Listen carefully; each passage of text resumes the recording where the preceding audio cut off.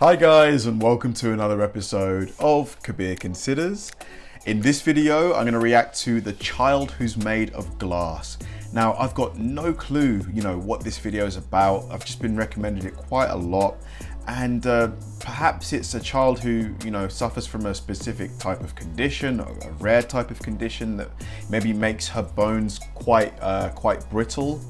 I've got no idea, but stuff like this always, honestly, it brings the emotion out of me. So hopefully I can keep it together in this one. So yeah, let's do it. Meow. She can have both of her legs broken and still look like a total boss in her sunglasses.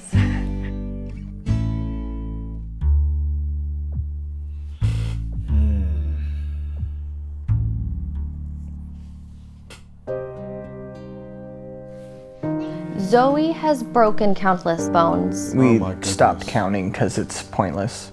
Does it hurt when you break a bone? Yeah. Zoe's condition is osteogenesis imperfecta, which means brittle bones, and it has nothing to do with calcium deficiency, which is the most common suggestion I hear from strangers. Have you tried giving her calcium supplements? You want to give her some milk? Thanks. She's gonna be 7 years old. I haven't tried that. This shade of pink. We were told it was a 1 in 50,000 chance for it to happen to her. 1 in 50,000. So it's rare. She has a mutation in her DNA which causes her OI, and we were told that it was nothing that either of us did or have ever done. Parents Chelsea and Curtis were first told that something was seriously wrong during pregnancy. We were doing a 4D ultrasound, and they were able to see her multiple fractures that were fresh and healing already. She had broken ribs. The arms and the legs were about 6 weeks behind what they should have been. Oh my God. So they told us that she had a really severe condition and that she possibly wouldn't make it until her birthday. Oh my God. Oh man. Oh. This is so sad because she didn't like, why does she have this? She didn't do anything to deserve this. And it's clearly something that has a huge impact on her and her parents' life. I'm gonna give them some toys to play with. The specialist recommended or suggested that we could just terminate the pregnancy, but it was more than that to us. It was our first child together. We actually did contemplate the abortion that she was telling us that was the only thing that was humane. And then we were in a panicked state. There are a couple different types of OI with different severities, and so Zoe was misdiagnosed with the type 2, the most severe, and ended up, her genetic results told us that she had type 3 OI, which is still very severe. Born in October 2010 with multiple healing fractures, Zoe was in hospital for a week before she was able to come home, and her parents started to adjust to caring for their little girl. When we were changing Zoe's diaper, in the beginning it took 3 of us, one person to lift up her pelvis, one person to slide the diaper in and out, and then another person to hold her arms because babies have a startle reflex. And I was on arms duty. I gave her just a little bit of room. It was a 1/4 inch to a 1/2 inch. Man, this is breaking my heart, man. Oh. And she startled into my hand. It sounded like a broken chicken bone. Her radius neuron just snapped. Oh. Whoa, feet are ahead of you. Whoa, whoa, whoa, whoa, whoa. Zoe has endured a number of painful surgeries, including one to stop her spine collapsing due to a condition called surgical kyphosis, which would cause internal decapitation. A really interesting series of x-rays and scans for Zoe. Here in the first picture was one of the first scans that we got for her. You can really see that the spinal cord is completely compressed back there. Zoe has been in her neck brace from the time she was diagnosed with her cervical kyphosis at about 2.5 years old and is still currently in it. Now it's... Is there anything that can be done? Some kind of, brand new medication or drug or something? Stem cells? Is there anything they can... They've probably explored everything, to be honest. They've probably explored everything. At 6 years old, things are getting a bit easier for the family. Oh, that's Her good. being able to tell us I just broke, or no, you didn't break me, or hold on, please don't move me. Oh, you're using your elbow. Good job. It's so much easier. Yeah. I mean, it's day and night. Nice I job. got it.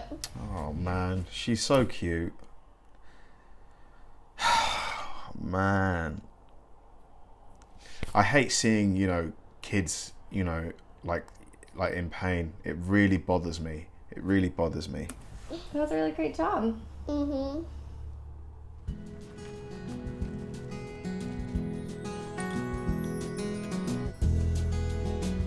Today we came to Tewinkle Park to have fun at the wheelchair accessible playground. Are you excited?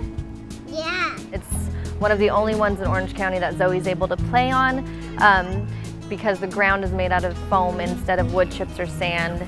She, especially this playground, is able to do everything that the other kids are other than run on their feet, but she can race them just as fast in her wheelchair. 3, 2, 1.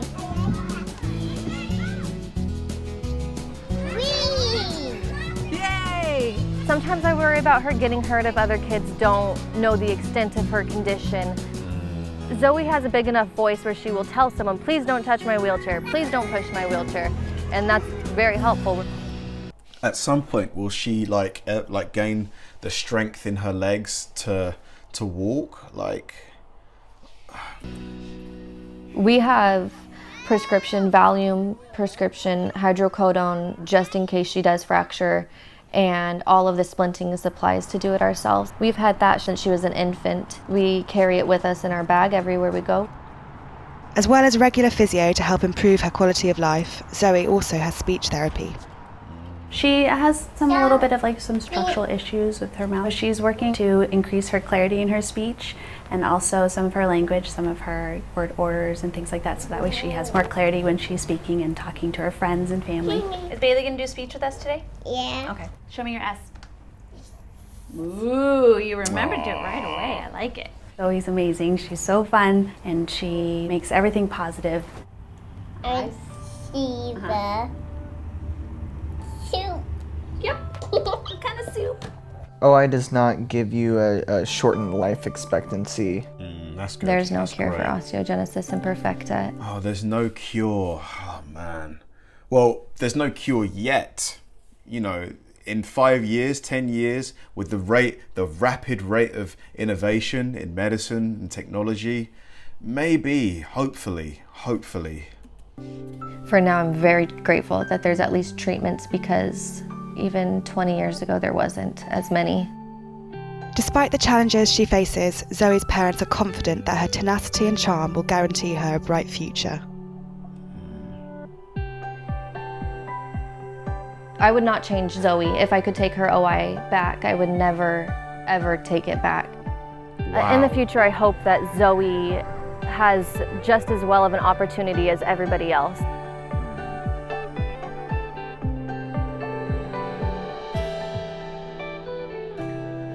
Good luck, Zoe. Man, I mean, my heart really goes out to her and her parents. You know, it's such a difficult thing to deal with, because, you know, like you obviously want to cuddle your child, you know, you want to give them hugs and stuff, but you don't want to, like, in her situation, that could hurt her. So it's like, oh, having to balance all of these things. I really hope that one day, you know, there's a cure for this, or a really, really powerful treatment to maybe give a bit more strength and resilience to her bones and stuff, so she can maybe, you know, be a bit more like, maybe walk one day. Oh man, yeah, this really, it got to me. Thanks for watching, guys, and I'll see you in the next one.